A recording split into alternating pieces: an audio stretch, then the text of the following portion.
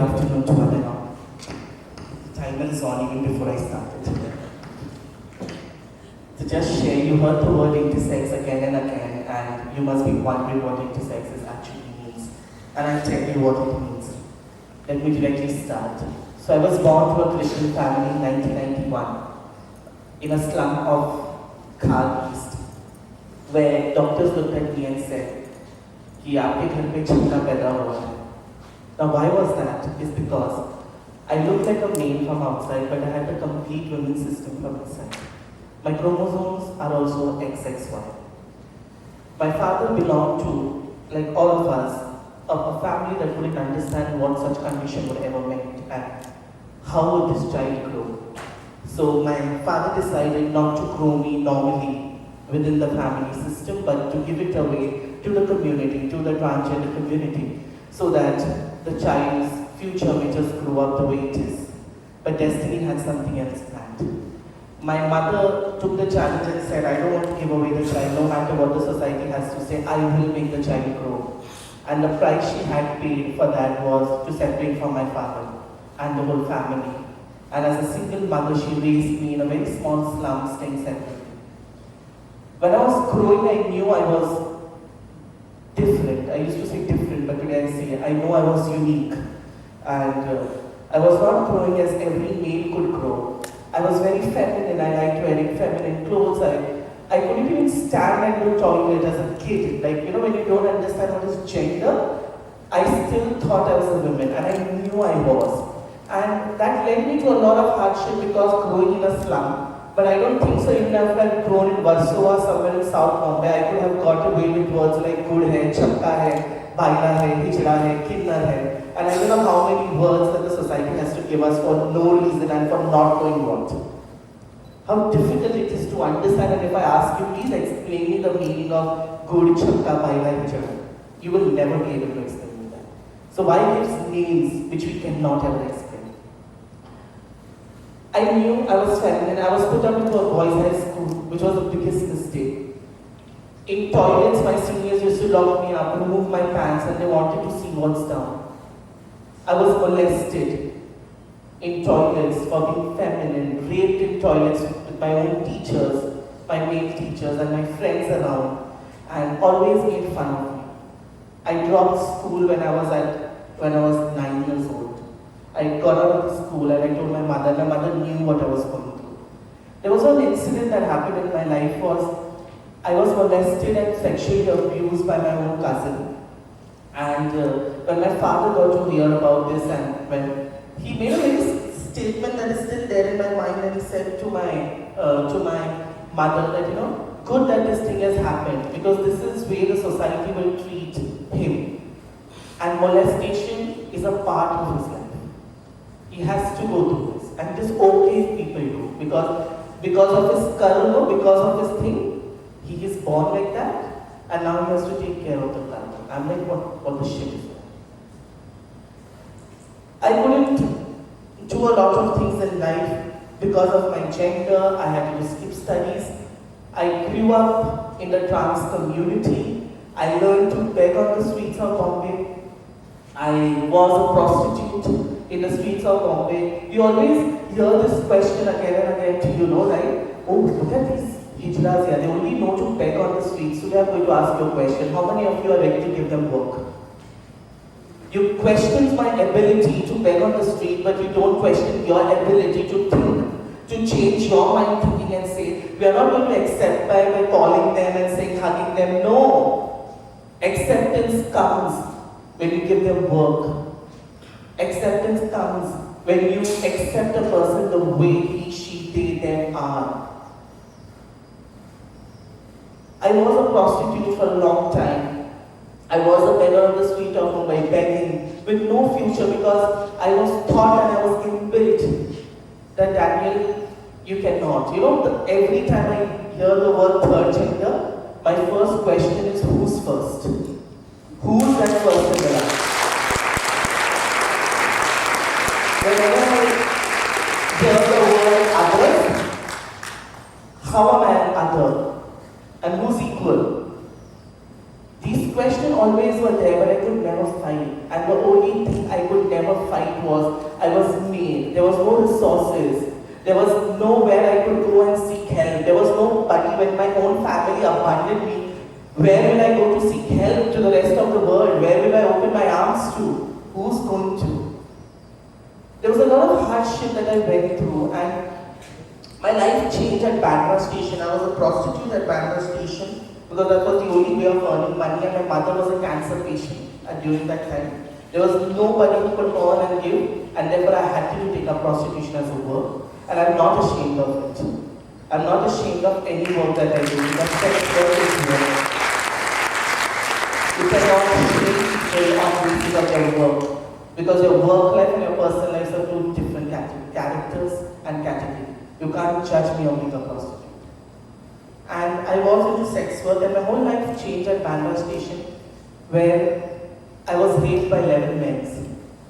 And you know why I was raped by 11 men? Because I said that I will not have sex with you unless and until you use a condom. And I was shunned. There was nobody for me at the hospital site. There was nobody standing by my side at that point of time. It was only my mother who joined hands, went down on her knees and said, "Stop this work. I will die like this, but I can't see you." No police station was ready to take a complaint because Section 377 was there. And still today, even with the new trans law, rape is not considered as a crime on trans people. And we cannot go anywhere, knock into the doors and say, "This is what has happened to me, save me. Help me." Nobody is there. The court or the laws are just closed. 71 years of Republic Day, our Constitution guarantees right of equality. Today I ask the Constitution, where is my right to equality? Where is my right to equality? Life was difficult. I survived. I don't know why I survived. I survived. I still say to people out, I'm dead from inside. I'm just living.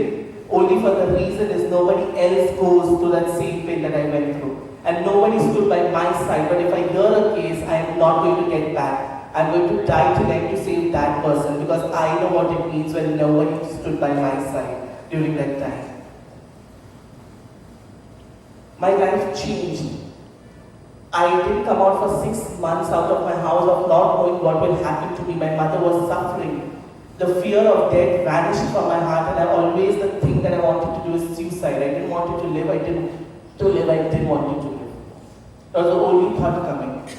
One day when I was returning for home at car station, I got down at Bandra, and just before getting down at Bandra, I met a woman and I said, "Excuse me," and I didn't know why did I say excuse me. She turned back to me and said, "You can speak English?" And I was like, oh, at her answer. I said, "Why can't I speak English? Like, is language restricted to gender?" And we spoke, and I think my life changed. She told me, "Would you like to continue education?"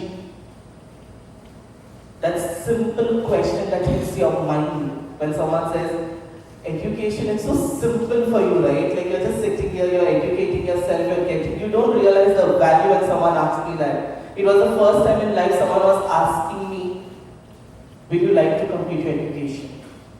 The power. I was like, "What?" I said, "Yes." The intimate answer was yes. I didn't know where to start with, I didn't know where to end, but I said yes. She filled my form, and I did my 10th. It was the first time when I was going to classes. I still know my tables till 5. I don't understand chemistry and physics for all my life. I don't understand science. I was very good with theory subjects, but I don't know what happened. I passed out 10 for the first time ever with 44%. With a book. Like, I didn't do any exam. For me, those 44% were like 99%. And I always keep asking my friends, "What did you get getting 91? I'm still above you." And that 44% changed my life. I wanted to study, I wanted to continue. This woman helped me to study. She gave work in a convent. I used to wash vessels, get some money, go back home, take care of parents, go back to college, 11th and 12th, and I did a regular college. It was difficult. Definitely it was difficult for me because I couldn't hide my gender. I tried my level best to be straight, but every time I turned out to be crooked. And if that's the definition of straight, I'm happy to be crooked. and everybody wanted to see me in a manner. I met few people or friends of mine who changed, and it happened in 12th standard. My teachers were very supportive, they knew what I was doing. They asked me to write a paper and they said, this is a part of your study, do a paper on LGBT. Remember, the I did not come in the picture, and I did a paper. It was just before my exams, and I was forgot about the paper. I'm like, it's just a project, it's just a project. My teacher called me and said, the staff room awaits you, everybody wants to see you. And I'm like, why? Now what did I do? Something crooked. And they said, no, the staff room awaits you, you need to come. And I went to the staff room. And they said, you don't know what have you done. Your paper is selected by United Nations as one of the best top 10 languages in the world. And they had me called to Geneva in the headquarters to present the paper. I was like, are you joking? What is UN? That was my first ever question that was asked. Hence, I didn't turn away back from there. I traveled to UN with a tear full of saris of mine, with the most unprofessional way that a human being can travel, because I told you I came from a very, very poor background. When I stood at the UN for the first time, and what a day to give a TEDx today for me. When the first guest stood at UN, and when the flag of that country, of my country, went up with my name, that is what nationalism meant to me.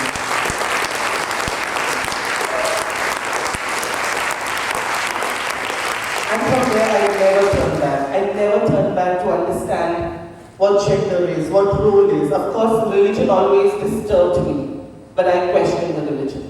I was nowhere far then to turn back. I studied in a college of social work, Nirmala Niketan, where is the first college recognized by the Mumbai University to have a separate toilet.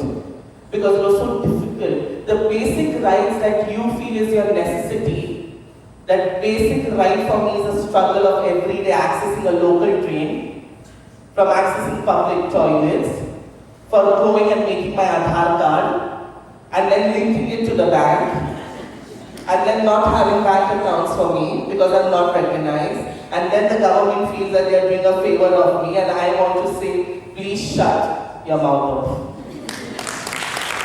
That's not what life is about. And I say I'm equal citizenship to this country. I am equal in all places, right from the top of your mantralaya to the down of the churches and the masjid and everywhere. I have a right to pray as much as you are. If you believe in God, then let God only be my judge. Why are you judging me on behalf of Him? You have no one to judge me on behalf of. The first time in 2013, I, Intersex, that recognized people for the first time, and I'm proud to say I was the first Indian to be there in the UN when this UN fact sheet came out. The first I that said Intersex defined saying these children are born with genetical disorder, they have a different types of chromosome, and they can choose their gender whether to be male or female or not. And my fight started there because nobody knew that there are children still today born in this country who are intersex, and parents force their children to make them male and female by operation, which is a biggest crime because the child does not get the right to choose his or her gender. And why does this happen? Because of our mentality of thinking. Because the way we want people to think. I always had this thing, people always ask me, when is the first time you came out? Such a stupid question. And I tell people this, the only time I came out was out of my mother's womb. I was absolutely normal, you considered me abnormal. I was as normal as a human being. You considered me to be abnormal. The topic today was limits, your sky limits.